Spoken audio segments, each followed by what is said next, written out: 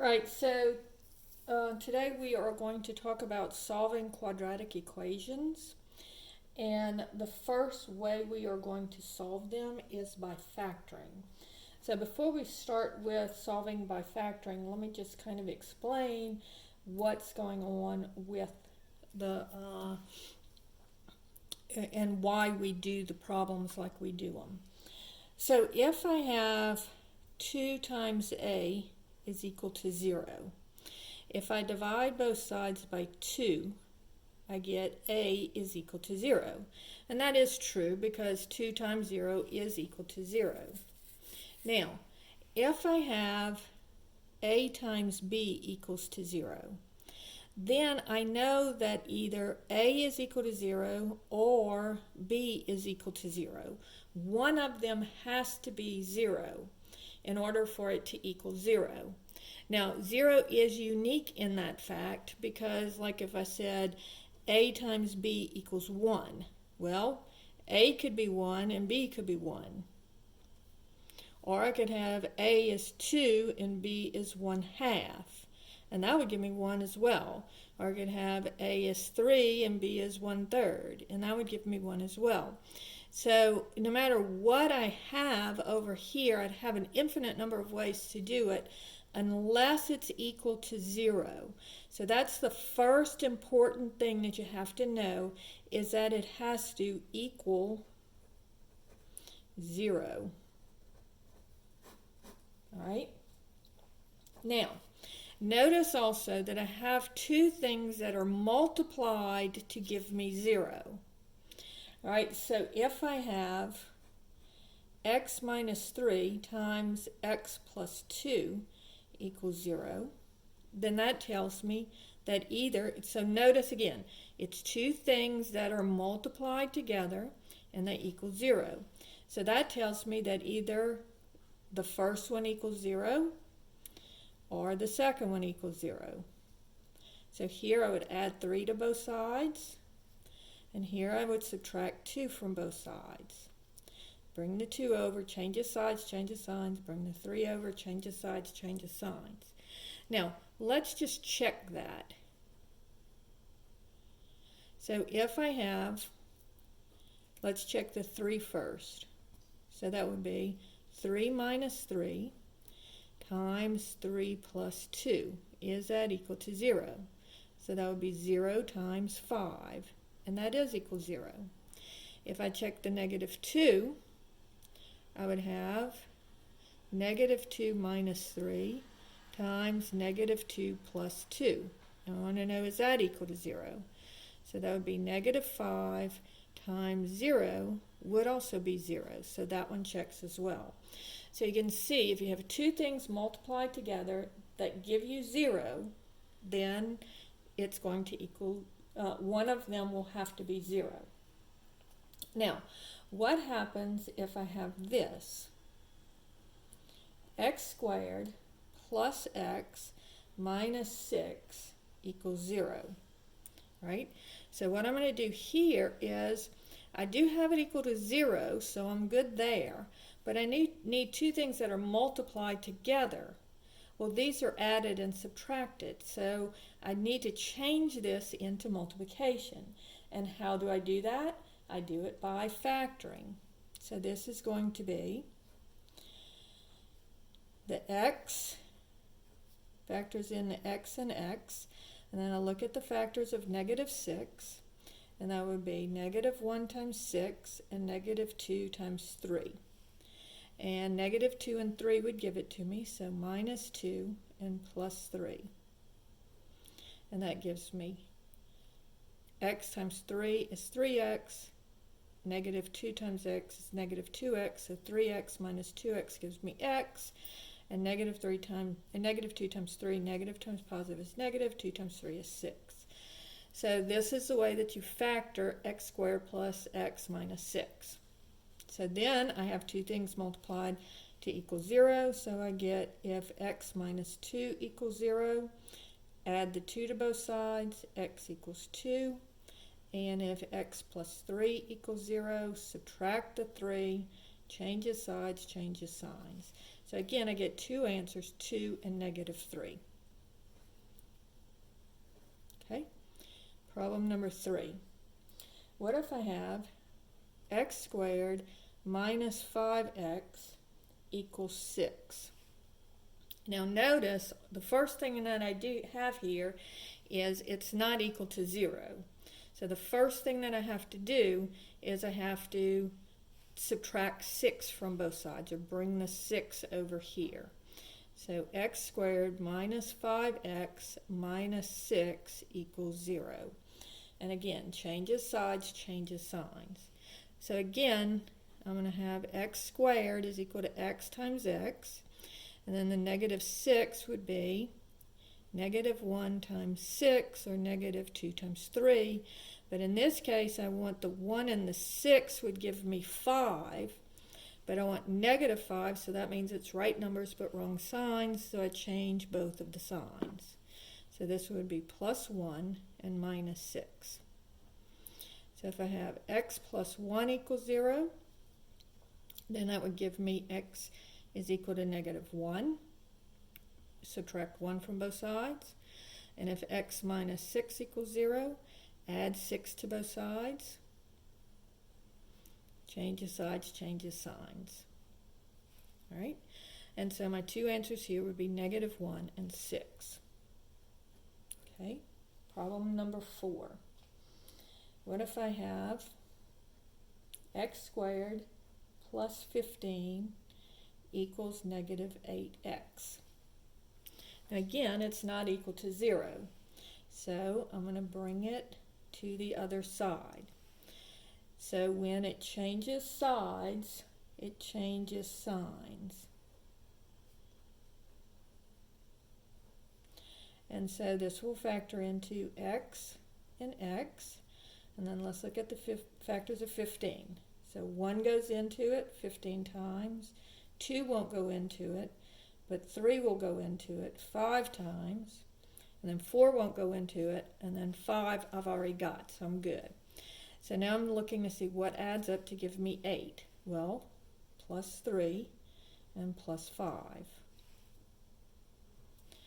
And so if x plus 3 equals 0, and then notice here I've got two things multiplied together equaling 0. So I just solve both parts. So here I'm going to subtract the 3. Changes sides, changes signs. And if x plus 5 equals 0, x would equal negative 5. Subtract the 5 from both sides. So here my two answers would be negative 3 and negative 5. And again, if you wanted, you could go back and check it in the original problem, and it would give you the correct answer. Okay? So if I have x squared minus 4x minus 21 equals 0. Okay? So that's going to give me negative 21. Well, first let me, x squared is x times x. Negative 21 is negative 1 times 21. And then 2 won't go into it, but negative 3 and 7. 3 goes into it. And then 4 won't go into it, and 5 won't go into it, and 6 won't go into it, and 7 I already have, so I'm good. So negative 3, 7 minus 3 is 4.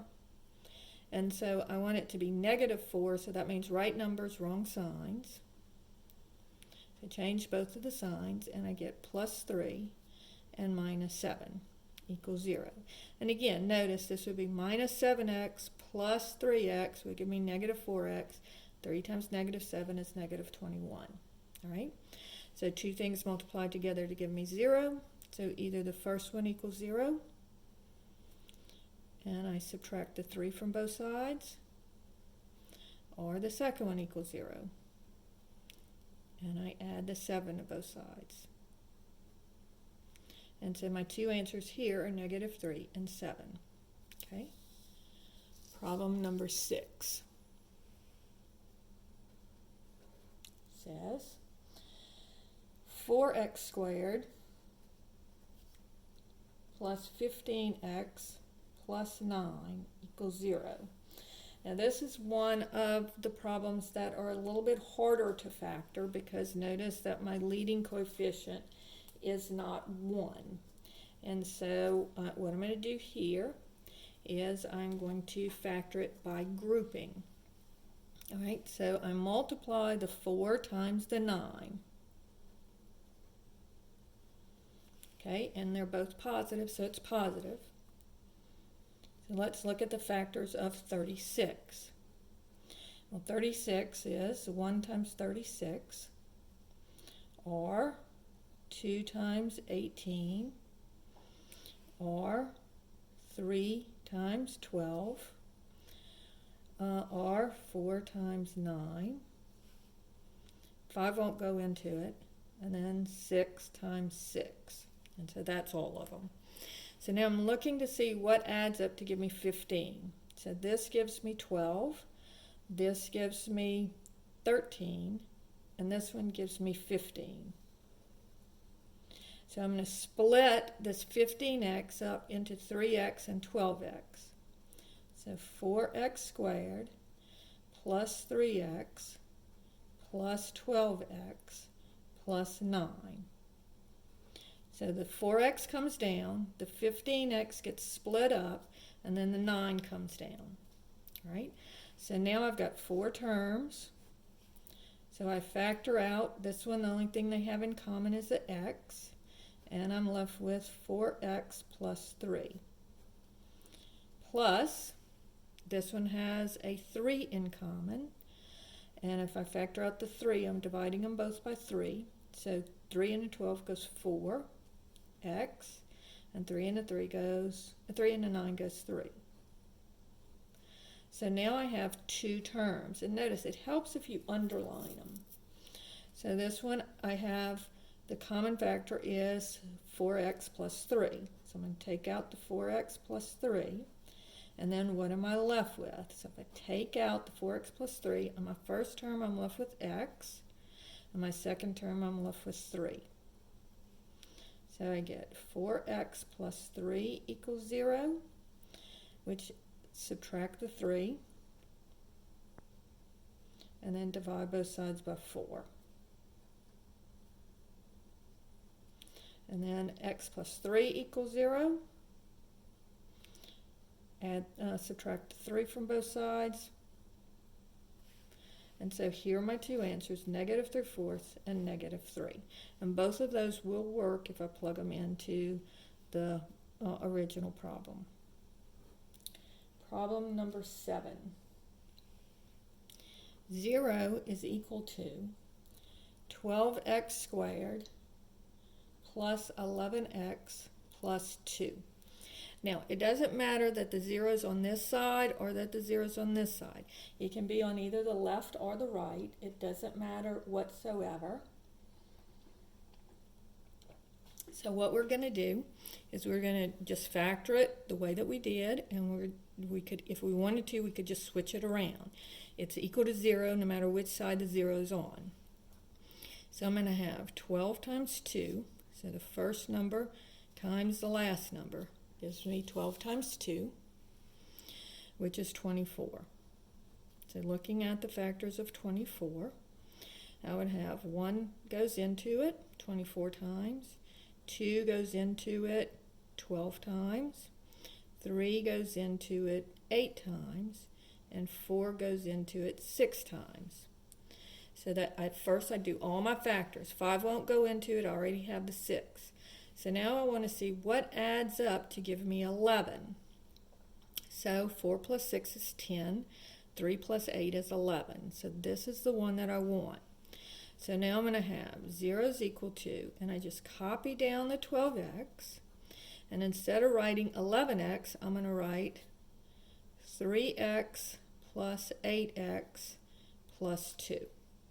All right, so now I have 4 terms, so I'm a factor by grouping. So first one, I can take out a 3 and an x. Okay, so the 3 goes into 12 and 3 goes into 3, and x goes into x squared and x goes into x. So this gives me 3 and 12 is 4, x and x squared is x, plus, now you have to have this next term. How many times does 3x go into 3x? One time. All right? So now I have a common factor of 2, and if I factor it out, I get 2 into 8 goes 4x, and 2 goes into 2 one time. So now I have two terms, and they have a common factor of 4x plus 1. And I'm left with 3x plus 2, and that's equal to 0.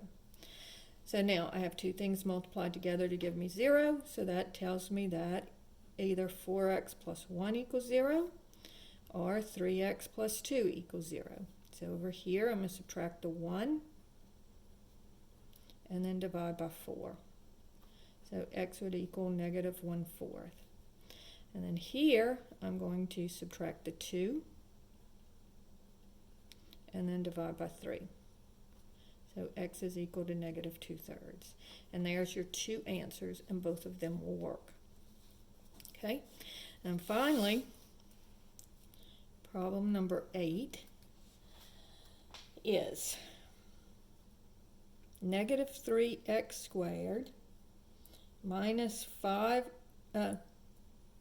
x cubed minus 5x squared minus 2x equals 0.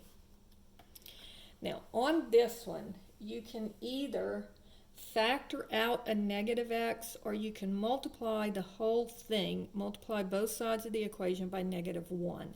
You always want your leading coefficient to be positive. It just makes it easier to make it positive.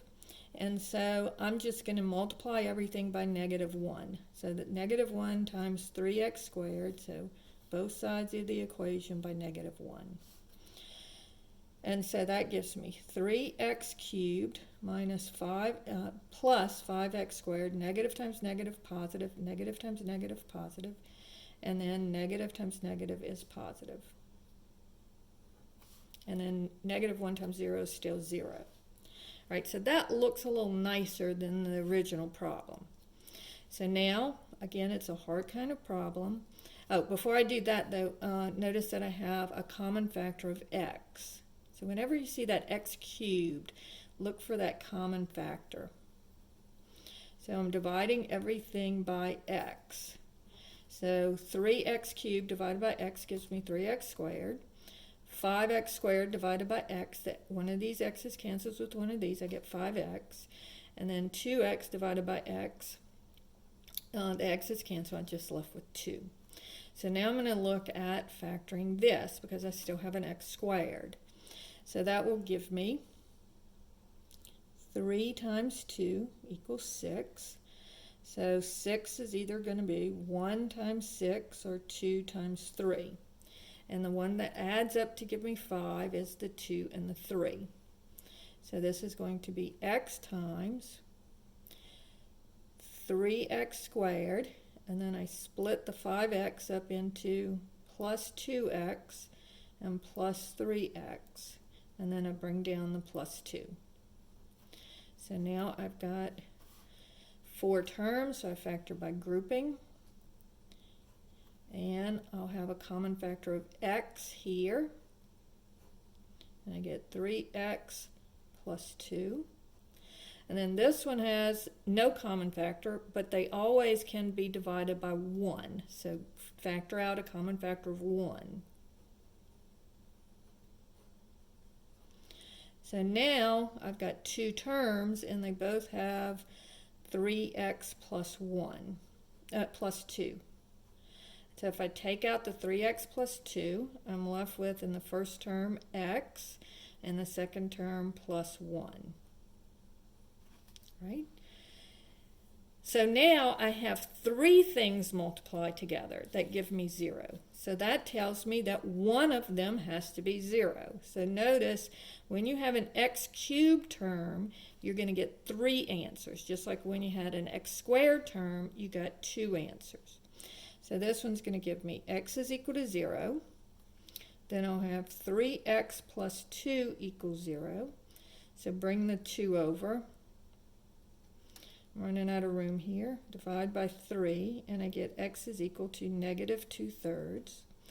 And then x plus 1 equals 0. Bring the 1 over. I get x is equal to negative 1. All right, so let's do one more of these. X cubed plus 11x squared plus 10x. So again, notice we should come out with 3 answers here. All right, so the first one, I need to factor out an x. So I'm left with x squared plus 11x plus 10. X and x cubed, this one cancels with one of those to give me x squared. X and x squared, this one cancels with one of those to give me x. And then on the last term, the x's just cancel. So I'm dividing each one of them by x. All right? So now this is an easy kind of factoring because the leading coefficient is 1. So I'll have x and x. And then I look at 10, and 10 can either be 1 times 10 or 2 times 5. So 1 times 10 is 11. So plus 1 and plus 10. So either x equals 0, x plus 1 equals 0, which gives me x equals negative 1, and x plus 10 equals 0, which gives me x equals negative 10. So notice on here, I've got 3 answers because I started with an x cubed. So that is how you solve by factoring.